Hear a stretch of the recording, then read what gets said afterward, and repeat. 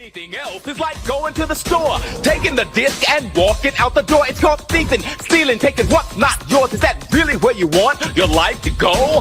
Thieving, stealing, taking what's not yours, taking what's not yours, taking what's not yours. Is that thieving, stealing, taking what's not yours, taking what's not yours, taking what's not yours. Is that thieving, stealing, taking what's not yours, taking what's not yours, taking what's not yours. Is that thieving, stealing, taking what's not yours, taking what's not yours, taking what's not yours. Is that thieving, stealing, taking what's not yours, taking what's not yours, taking what's not yours. Is that thieving, stealing, taking what's not yours. 3 years ago, in January of 2023, a Swiss hacker catgirl posted a blog entitled How to Completely Own an Airline in 3 Easy Steps, very publicly leaking confidential details found on the Transportation Security Administration, TSA's, no-fly list.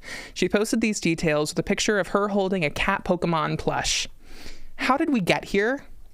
Okay, so I'm going to do the thing that I do every time I do one of these. I'm going to say like a pirate yar, and I would like you to join me. So just match my energy here when I start saying yar. Yar!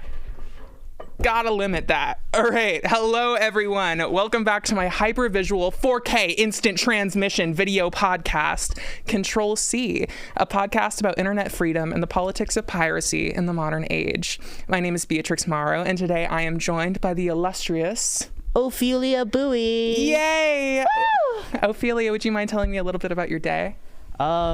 Yeah, I had my theater history 2 project today. It was a creative project. I did the rendered sketch. It was a lot of hard work. I found out through that I hate drawing bird cages and I hate drawing stairs. I fucking hate drawing stairs so much. It's literally like so evil. Like I've been putting like characters in the sky recently, and I feel like it's just so easy because add a blob, add a few like colored blobs, and boom, they're in the sky or in space. Yeah, drawing like a little character, like drawing human figures is so beautiful, and drawing anything that's like architecture or man-made makes me want to never draw again, which is why I'm in audio now instead of an art major. So, Ophelia, what do you know about hacking generally? Not much. No? I'm unfortunately not the stereotypical trans girl stereotype. I literally know nothing about hacking. Like, it's literally like, I'm not a computer girl. That's so valid. Neither am I, really. I'm interested by it, but my brain doesn't work like that. But I mean, part of the person who we're talking to or talking about today is kind of why we have that stereotype even. Really? She's a huge part of like a subculture. But, oh my god! I mean, she's a DJ too. Like it's she's the girl. That's literally her. It's literally her. Love her so much. So I'm going to tell you a little bit about the history of hacking before we get into the person of today's podcast, the person who leaked the no-fly list. Like I said, hacking is defined as the act of finding weaknesses or flaws in a computer system, network, website, or device, and using that knowledge to gain access or manipulate it in ways that were not intended. That's by a poster called Slimer on the IBM forums. What? Slimer. That goes hard. It does go hard. I was looking for definitions, and I wanted to find one that was like not specifically about like website hacking. It's kind of like general. And Slimer came to my rescue because part of the history of hacking is hacking before we had computers. Hacking goes back to 1878. Wow. Yeah. It was people taking advantage of an exploit in the phone line system of the first telephone. Because it was a digital system, basically, like through like transmissions. In the 1960s, following this trend, where phone lines became like much more complex, the way that it would transfer phone lines and know how to like bypass a call, especially through like payphones, was through like this high-pitched whistle noise. And people could like mirror that sound without like actually like paying a payphone. This guy who came to be known as Cap'n Crunch found one of these like toy whistles in his cereal box, and he could use that reliably to like get through payphones and make free calls. They called it phone freaking with a PH for phone. Phone freaking. Yeah. That's hilarious, actually. It's awesome. Hacking, again, that's why I picked that definition, because like hacking is just about like getting through a system and like finding an exploit and using it however you want. It's not always like hacker man into the code, Matrix style shit. Yeah. You know? But in the 70s, when computer systems were first exclusive to like academic institutions and state departments, one of the first instances of modern hacking or like cyber warfare kind of occurred. A 13-year-old boy wanted to cause as much inconvenience as possible by writing a single command on a console. He wrote this command to basically send in a bunch of like communication requests, like with like his school servers, like server base, and basically overloaded it and locked everybody out. Like he flatlined an entire like room of computers. Boy did that? Yeah. Wow. I mean, it's simple. I mean, if you've ever like messed with any like Scratch before, like you can make like a code that repeats really easy. I've done that. And you can just do that to like send pings to a server. And that's what a DDoS is. If you've ever heard of that, it's a denial of service attack. Don't worry about it. But it's a very common cyber like crime thing where you can like just destroy servers by sending in an amount of communication requests that it can't deal with. Yeah, the government made some legislation to like counter this like pretty immediately after that. They called it the CFAA, the Computer Fraud and Abuse Act. And part of that was forbidding access without authorization or exceeding authorized access in systems, because part of the first like computer systems that people had were like military computers and stuff like that to hold like sensitive information, you know? So part of what they did immediately as computers became more complex and started having big things on them, like big important data, was making cybersecurity. Cybersecurity is a computer science subject that the government really wants you to take. I don't know if you've seen those advertisements for like the University of Arizona. They're like really pushing this degree program where they want you to like study cybersecurity. Yeah. It's because it's really important in the modern day, like military technology. Just to give an example, like as per a report in The Guardian last year, Russian cyber attacks against NATO-aligned countries went up by 25% in 2024 to 2025. And to be as recent as possible, a new report from the cybersecurity giant Radware reveals that a dramatic 700% increase in cyber attacks targeting Israel in the 2 days following June 12th, coinciding with the commencement of Israel's military attack strikes on Iran. Cyber warfare is like the really baseline. Big. Yeah. Holy cow. Yeah. Did you know that? I heard about it, but I didn't know how like crazy it was. Like I didn't realize that like cybersecurity was like such like a big thing, because like I took like a cybersecurity class in it before, and there were like the main takeaways was like don't use the same password for everything, and I was like, okay, yeah, that makes sense. I guess that makes sense. And that was just like the length of my cybersecurity knowledge. I didn't realize it was like this whole big thing. Yeah, just don't. I mean, I guess that's like pretty much all you need to know is like a single person. Don't, like leave yourself open to hacks. But otherwise, like people can get into your account if they want to. Easily. It's scary. The fact is, like I don't have anything to give. Like they will literally open my account. Nothing there. I don't know what They really.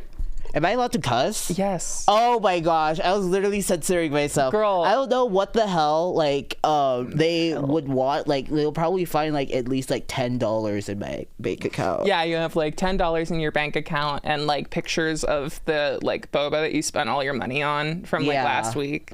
And that's it. Yeah, your Instagram account maybe. I don't know. Do you ever get like people hacking like your friend's Instagram account? I do a lot, actually. Why? I I don't think that's happened to me I before. don't know why. There's this one time actually. Keep going. There's this one time actually. I had someone made a fake account of my account of like Really? my main Instagram account, and that was really strange because I've literally never had that happen before. But like they would like do like the slightest things, like they would like maybe add like a underscore to the end of my name. Yeah. And they would say like, oh. In the bio, it would be like, "Oh, my account got hacked. Follow hey me guys, here. follow me here." And Please. I would get like all these texts from these people, who are like, "Hey, is this your new account? Is this your new account?" And I'm like, "Whoa, whoa!" I didn't realize I was that. I always call myself a niche micro influencer, but like, I didn't realize I was like the influencer part of that was like that big. I've had people text me before, like from, not people, I've had robots from like these hacked accounts like text me before, and they're like, hey, I know we haven't talked in a while, but I got locked out of my, I don't even know. They basically just like ask me to like sign into their Discord or something like that. Using their phone number? Yeah. Using your phone number? I think that they would just be like click this link, like please, like just like email or send me a message on this Discord server, and it's because it's like a so phishing tempting. link. Yeah, right. I've heard that people like got their accounts like totally cracked, and all their data stolen because like they fell for these like little phishing links before. Dangerous. And we don't really know where these like people come from, which is kind of what I'm getting to is like hacking is kind of like this like international thing. A lot of the times like it's automated and sent out from like Russia, specifically Russia. Russia has like much laxer cybersecurity and cybercrime laws than here, because if cyber criminals were to target for like their own personal reasons, you know, like profit, places like the United States or like these fiscal hubs, it kind of just coincides with like the national interests of the government anyways, to destabilize the country. So yeah, hacking as warfare is just it's central to how hacking works now and how warfare works now. Like just all of our systems go through the internet, and data is the most valuable resource that we have. So protecting that data or exploiting that data is like really key in cybersecurity. So do you know like the hat hackers terminology? Have you heard of like a black hat hacker before? I think I have, like maybe in like a TikTok reel, but like Can we hear it? Can we hear what you think a black hat hacker is? like the really high level like people able to like able to like hack into anything, I guess. No. I mean, no, kind of. No. I mean,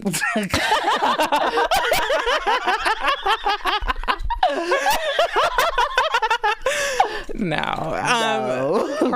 I mean, yeah. The assumption with anybody who like claims to like have a hat is that they're like a professional grade, or like they have like knowledge that is like very specifically used like in warfare or whatever.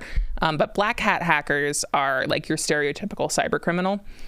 They find exploits in systems to cause damage, steal data, and like make profits. Like that's what you think of whenever you think of a hacker, is like the scary cyber guy. Yeah, some of the highest profile ransomware attacks and destructive worms have been a result of like black hat hackers' efforts to wreck stuff and make away with a profit. They're just like self-interested bad guys, basically. And on the opposite end are white hat hackers, who are the opposite of black hats, basically. They usually work for the government or like private institutions who have IT departments, and they try to like break the systems so that they can get paid, just know that like their systems are secure, or at least more secure than they were before. And they find exploits and like stress test them, basically. I did not know that. Yeah, that's like part of why they want you to take your the fucking degree I was telling you about earlier. Cybersecurity? Yeah, like cybersecurity is basically like white hat hacking. Oh. Like testing for flaws. So cybersecurity is white hat hacking, and hacking is just black hat hacking. Well, not really. Okay. It's okay, because I'm about to tell you about gray hat hackers. Which it's okay. It's okay. Gray hat hackers? Gray hats. Bad fashion. Yeah, they're the people who are like in between. If you'd believe it, turns out that most highly intelligent people who are hackers aren't strictly evil and self-interested, nor strictly evil and self-interested, plus they work for the government. Most people find flaws in systems, use that information as like a bargaining chip to extort money out of companies. But they also use their skills in pursuit of like ideology or like politics or something like that. Like the subject of our episode today. I'm going to skip the rest of the hacktivism thing. Her name is Maia Arson Crimew. Crimew? Crimew. Crimew. Crimew. Like the word crime, W. Yeah. Oh, okay. Yeah. Okay. So is that like her like actual name? She changed it. Oh. Yeah. She had like a normal like Swiss, like Switzerland name before that. That's actually pretty like. Yeah, it says it right there. Crimew. Arson. That's actually like kind of cute. Like she's kind of iconic. Yeah. To be honest, that's actually like really iconic. I love her so much. I hope she watches this. Yeah. So Maia was born on August 7th, 1999, in Lucerne, Switzerland. She's autistic, self-described as mentally ill. I think she also like describes herself as an otherkin, and she's a transgender lesbian who uses she/it pronouns. She had been working in IT since she was a teenager. Oh, wow. So like she like had a hyperfixation from a very early age on just computer hacking. She's the trans girl stereotype like you were talking about earlier. Oh my gosh. She's the trans girl. She is the trans girl. I swear to God. The DJ thing too. I mean, like she's in it. And she developed like a popular Android launching system prior to the pandemic. I don't really know what that means, but like part of like the Android phone, like turning on system, I think she like helped develop. And as long as she was able, she had been leaking information to the public that she could get her hands on. In 2020, Maia posted the source code of dozens of companies to publicly accessible website GitLab. And in August, she posted 20 gigabytes of data from Intel, the computer company. In 2021, she did the same thing, but with Nissan. And she stated that the information was on an unprotected server, guarded only by a login page, accessible by using default usernames and passwords. Which is kind of the thing for her hacking. Her activity is self-described as like not that hard. Most of her most daring hacks are due to lazy operational security on behalf of multinational corporations. All it takes is a little bit of knowledge to cudgel some of the most powerful institutions in the world.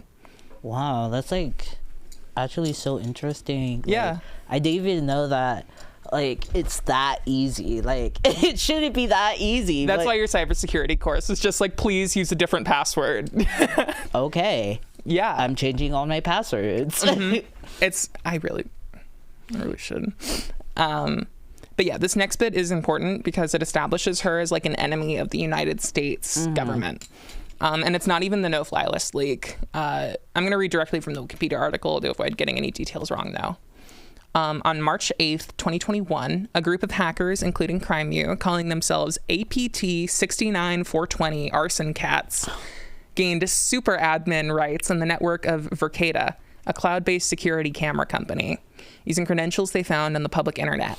The group had access to the network for 36 hours, and they collected about 5 gigabytes of data, including live security camera footage and recordings from more than 1,500 cameras in places like a Tesla factory, a jail in Alabama, and a Halifax health hospital, and residential homes, by the way. The group also accessed a list of Verkada customers and the company's private financial information. They gained access to the corporate networks of Cloudflare and Okta, who we use as a verification software to sign in. I thought it was pronounced Okta. Maybe it is. I don't know. I just read this. I don't go there. Through their Vicada cameras. Crimew acted as the spokesperson for the group of hackers. And during the hack, she tweeted, "What if we just absolutely ended surveillance capitalism in 2 days?" They didn't. Surveillance capitalism still exists, but the methods the methods of the arson cats are still markedly simple and indicative of the flaws that still exist in surveillance infrastructure online. With AI surveillance only accelerating the implementation of the security state, relations between activists and security contractors are continually worse. Notably among these contractors are the company Flock. Have you heard of them before? No, I haven't. They run like about 180,000 cameras across the United States. Oh. Yeah. And they are funded by Palantir, Peter Thiel's company. Yeah. Yeah, they're the bad guys. Like really bad guys. Yeah. So yeah, and Flock and Deflock will probably be the subject of another episode specifically, but suffice it to say, these ghouls are horrified of freedom advocates like Maia. They call them terrorists and stuff like that because they have the gall to threaten the security state. The United States will literally call anyone a terrorist if I know. they don't believe in what they believe in. Mm-hmm. This is UNLV's first podcast. I'm gonna cut that.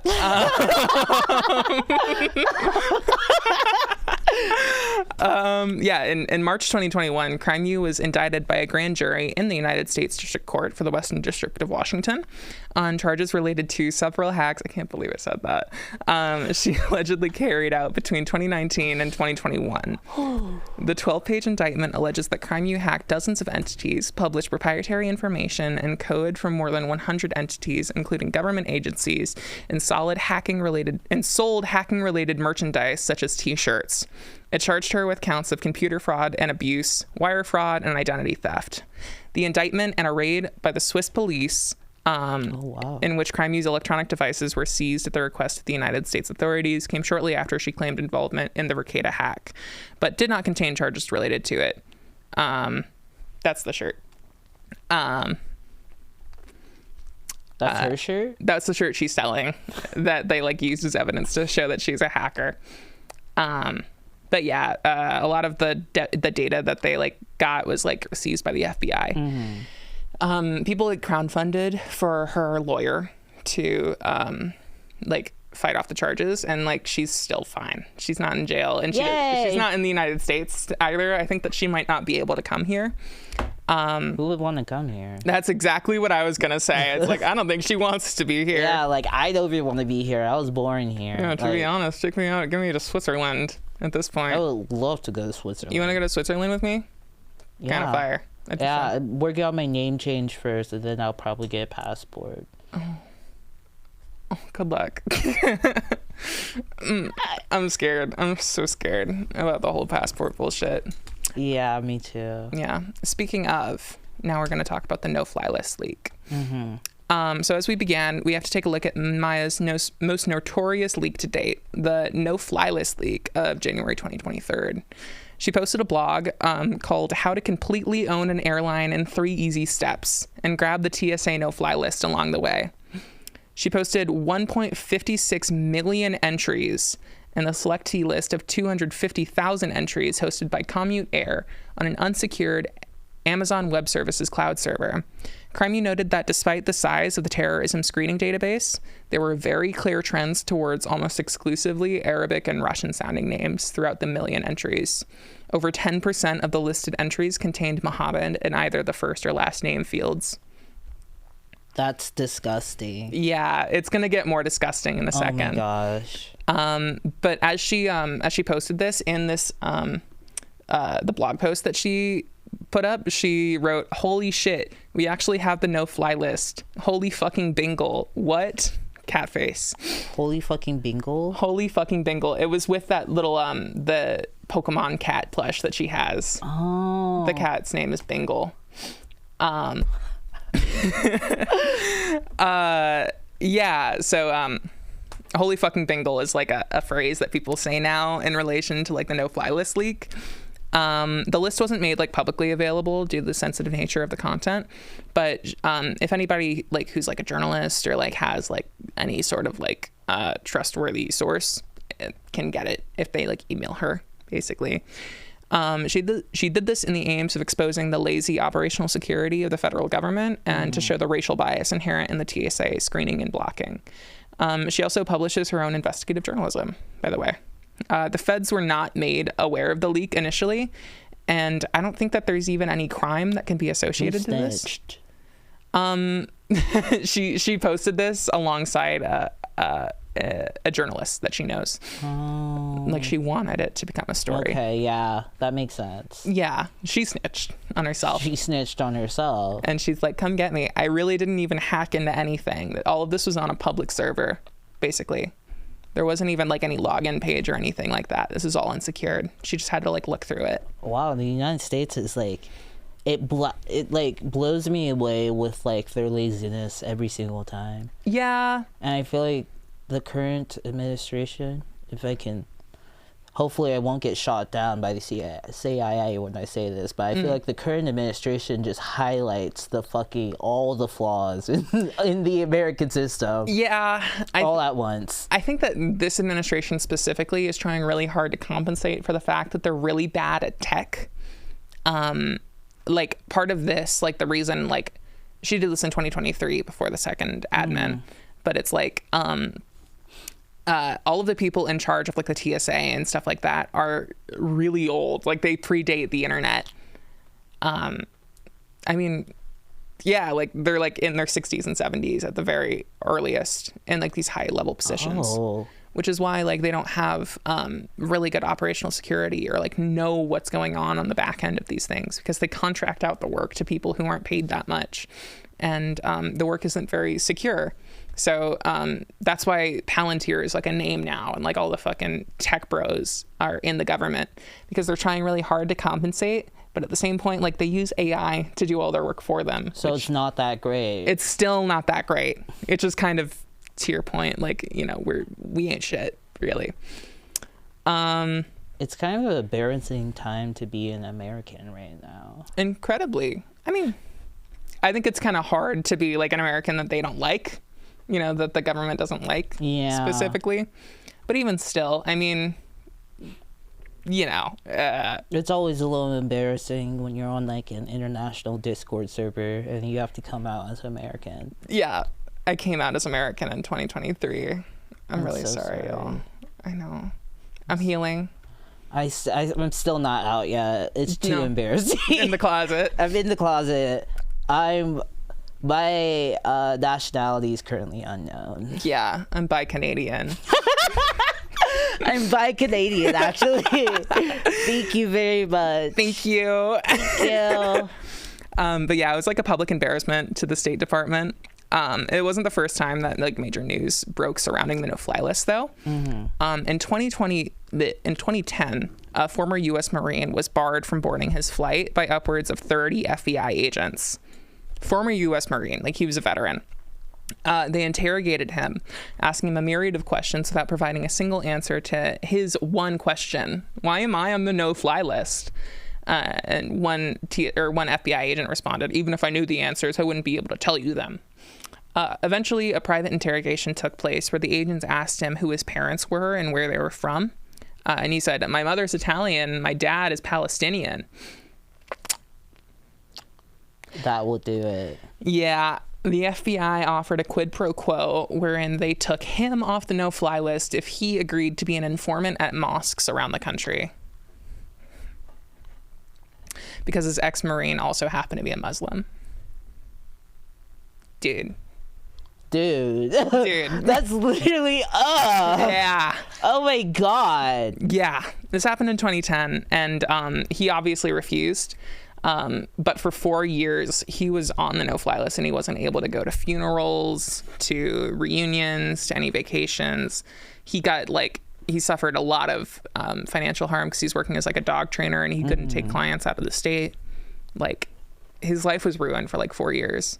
He eventually like lawyered up with the ACLU, but like he sued after, and you know, like court cases take like years to go through. So yeah, for 4 years he just wasn't able to get on flights, and he lived in Florida too. So it's like it's far away from everybody. Yeah, double whammy. And yeah, Maia's hack proved that like TSA still picks like suspected terrorists on a racialized basis and uses this extrajudicial punishment to continually extort people into working for the Fed. Yeah, and now she continues to sell the "I wouldn't do cybercrime" shirt because she lives in a country with at least a reasonable law about being a cyber criminal. You know, accessing publicly available information and posting it. I mean, it's kind of their fault. It was public. It was literally in the public, publicly accessible. How is it her fault? How is she going to jail? Literally supposed to go to jail for something that's out to the open? Yeah, I mean, like that's like kind of the thing with her is like, you know, like how I said, like gray hat hackers, like you use this information as kind of like a bargaining chip. Like she's using this information that is not really gathered on like a difficult, like she's not breaking into anything, and she's using it as a way to be like, hey, this is not okay. Like your security is bad, and the data that your lapse in security is showing me is that y'all are racist. Like y'all are racist and use it to extort people who work for your country to like do bad work for your country. America has such a long history of racism that like it doesn't even surprise me that the no-flies list goes as simple as having the last name Mohammed, because like I know black people with the last name Mohammed. I know Arabs and with the name Mohammed. I'm just like, it's kind of too broad of a stroke to like extort or like deny people a right to fly, because I feel like anyone, no matter who they are or what they are, should be able to like have the right to fly. Yeah. Mostly.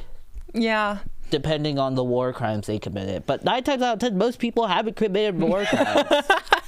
Yeah, I would like to see this kind of restriction held against the people who are actually responsible for all the fucking crimes in the world. The fact that like Netanyahu has a warrant out for his arrest from the ICJ, but he's allowed to travel around the United States. The fact that we literally have a pedophile with evidence of him being a pedophile that's currently running the country, and he still get to do whatever the fuck he wants. That's what pisses me off. We like the guy who set the toilet paper warehouse on fire. What?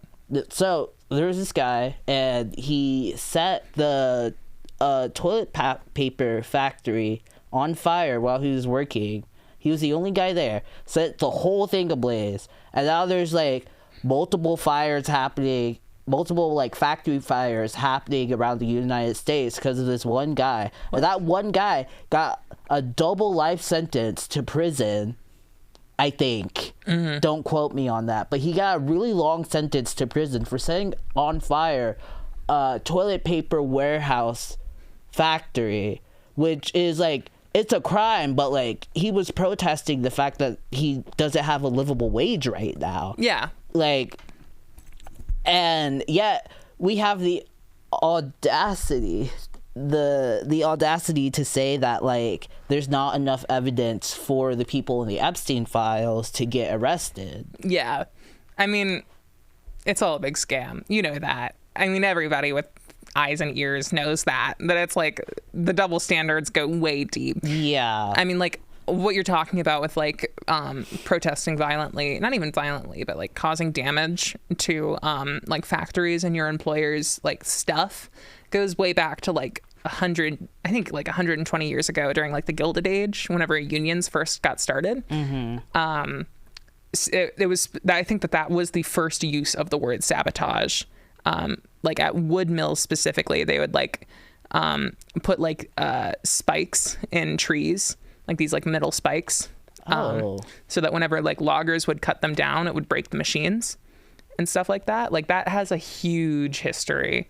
And like they made it illegal back then because it works. Like it causes damage and it allows people to realize like organization is important for labor. And you hit them where it hurts, and then they make it a big deal. A few people have a seizure in your factory and it's no big deal. Don't even call the cops.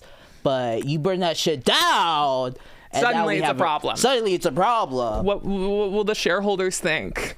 This will affect our shares. All we have to do is hit them in the pockets where it really hurts, and people go down really fast. Also, there's a girl who wants to get our attention, and I in the hallway. Yeah, like in the hallway. Like, okay, cool. She's been trying